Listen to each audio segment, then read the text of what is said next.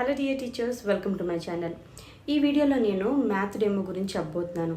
ప్రీవియస్గా నేను ఏదైతే పోస్ట్ చేశానో అందులో సెకండ్ ప్రియారిటీ వచ్చింది ప్రైమరీ మ్యాథ్ డెమో కోసం. అయితే ఈ వీడియోని నేను 2 పార్ట్స్ కింద క్రియేట్ చేస్తున్నాను. పార్ట్ 1లో అసలు మ్యాథ్ డెమో ఎలా చెప్పాలి, ఎలాంటి ప్రాపర్టీస్ యూజ్ చేసుకోవాలి, మోటివేషన్ ఎలా ఇవ్వాలి అనే దాని గురించి చెప్తాను. పార్ట్ 2లో ఇవన్నీ యూజ్ చేసుకొని నేను నా వేలో ఒక డెమోని ఎలా ఇస్తాను అంటే మీకు ఎగ్జాక్ట్ ఐడియా కోసం ఒక డెమో ఎలా ప్రజెంట్ చేస్తాను అన్న దాని గురించి చెప్పబోతున్నాను. సో ఈ వీడియోకి ఎందుకు 2 పార్ట్స్ అంటే రిమైనింగ్ సబ్జెక్ట్స్తో కంపేర్ చేస్తే math is completely different. So మీకు సోషల్ కానీ సైన్స్ కానీ చాలా ఎగ్జాంపుల్స్ చెప్పుకొని థియరీ పార్ట్ చెప్పడానికి ఎక్స్ప్లెయిన్ చేయడానికి ఎక్కువ స్కోప్ ఉంటుంది. బట్ మ్యాథ్కి వచ్చేసరికి ఖచ్చితంగా మీరు ఏదైతే ఒక లైన్ చెప్తారో ఆ లైన్ మీద ఆపరేషన్స్ అన్నవి పెర్ఫామ్ చేయాల్సి ఉంటుంది. సో ఎవరైతే ఫ్రెష్గా మ్యాథ్ డెమో ఇవ్వబోతున్నారో వాళ్ళకి నేను ఇచ్చే సజెషన్ ఏంటంటే, సో మనం ప్రైమరీకి మ్యాథ్ చెప్పాలనుకుంటున్నాం అనుకోండి, అంటే 1st నుంచి 5th వరకు నా సజెషన్ ఏంటంటే డెమోకి ఎప్పుడూ కూడా సింపుల్ టాపిక్స్ ఎంచుకోవాలి. కొంతమంది ఏమనుకుంటారంటే నేను చాలా కొత్తగా డిఫరెంట్ టాపిక్తో వెళ్తే ఖచ్చితంగా నా డెమోని లైక్ చేస్తారు అనుకుంటారు.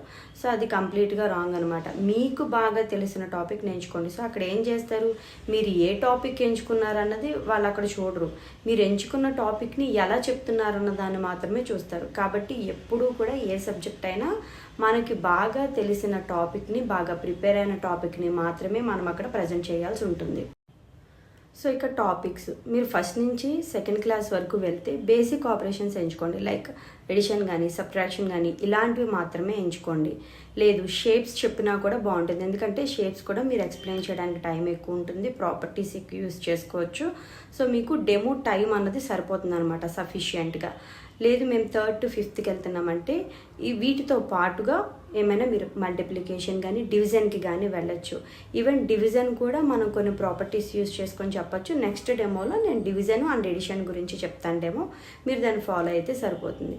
ఇప్పుడు మనము ఈ డెమోని చెప్పడానికి ఎలాంటి ప్రాపర్టీస్ యూజ్ చేయాలి. లాస్ట్ టైం నేను సైన్స్ డెమో ఇచ్చినప్పుడు కొన్ని ప్రాపర్టీస్ ఫిజికల్గా ఏవైతే కనిపిస్తున్నాయో వాటన్నిటిని కూడా మన డెమోలో ఇంక్లూడ్ చేసుకొని చెప్పుకున్నాం. బట్ మ్యాథ్ ఏంటంటే మ్యాథ్కి కూడా లైక్ ఎడిషన్ కనుకోండి మనం చాలా ఈజీగా చెప్పేయచ్చు. ఫర్ ఎగ్జాంపుల్ మీరు ఎడిషన్ చెప్పాలంటే ఎడిషన్ అంటే ఏంటో చెప్పాలి first. So what is addition అన్నది వాళ్ళకి మీరు అర్థమయ్యేటట్టు చెప్పాలన్నమాట. జాయినింగ్ టుగెదర్ అని, కంబైనింగ్ అని, గ్రూపింగ్ టుగెదర్ అని. సో అక్కడ వాళ్ళకి ఆ కాన్సెప్ట్ అర్థమవ్వాలి. ఎడిషన్ అంటే అక్కడున్న వాటన్నిటిని కలిపి చెప్పడము. సో దానికి మీరు ఏం యూజ్ చేయొచ్చు, సో మీరు ముందే ప్రిపేర్ చేసుకొని పట్టుకెళ్లాల్సిన ప్రాపర్టీస్ అనమాట. ఒక 10 పెన్స్ కానీ పెన్సిల్స్ కానీ, లేదంటే మీరు ఏదైనా క్రాఫ్ట్ ప్రిపేర్ చేసి ఉంటే ఆ క్రాఫ్ట్ కానీ ఏవైనా తీసుకెళ్ళచ్చు. ఫర్ ఎగ్జాంపుల్ వీటితో కూడా మనం చెప్పచ్చు. ఇవి ఒక 5 and 5 తీసుకొని సో మీరు అడగాలన్నమాట how many butterflies are here అని చెప్పి వాళ్ళు కౌంట్ చేసి చెప్తారు. నెక్స్ట్ మళ్ళీ సెకండ్ గ్రూప్లో ఎన్ని ఉన్నాయని అడుగుతారు. Now I'm combining these butterflies into a group. So ఇప్పుడు ఎన్ని ఉన్నాయని కౌంట్ చేయమనండి. సో చాలా ఈజీగా వాళ్ళకి ఎడిషన్ అన్నది అర్థమవుతుంది అనమాట.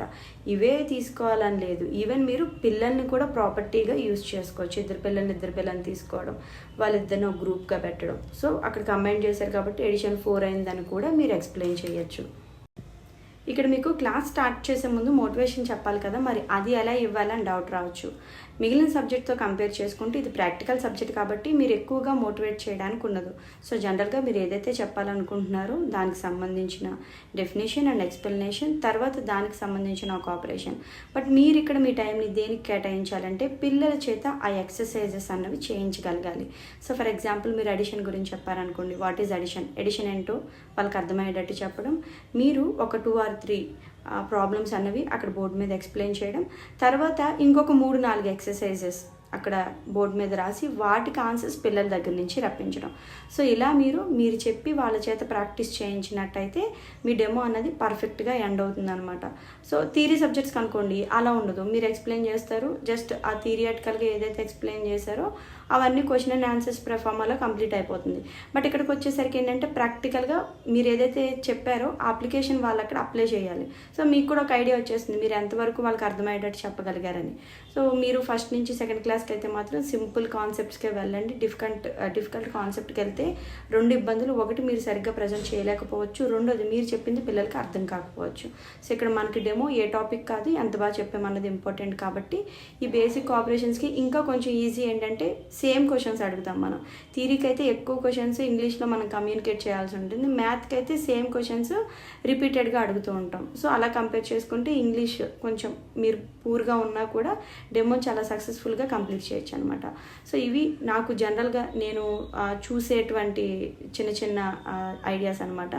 సో మీకు ఇంకా ఏమైనా ఫర్దర్గా ఏమైనా ఎలా చెప్పాలండి అని ఉంటే కామెంట్ చేయండి, చెప్తాను. నెక్స్ట్ వీడియోలో అయితే మీకు డెమో ఎలా ఇవ్వాలన్న దాని గురించి అప్లోడ్ చేస్తాను. Thank you for watching.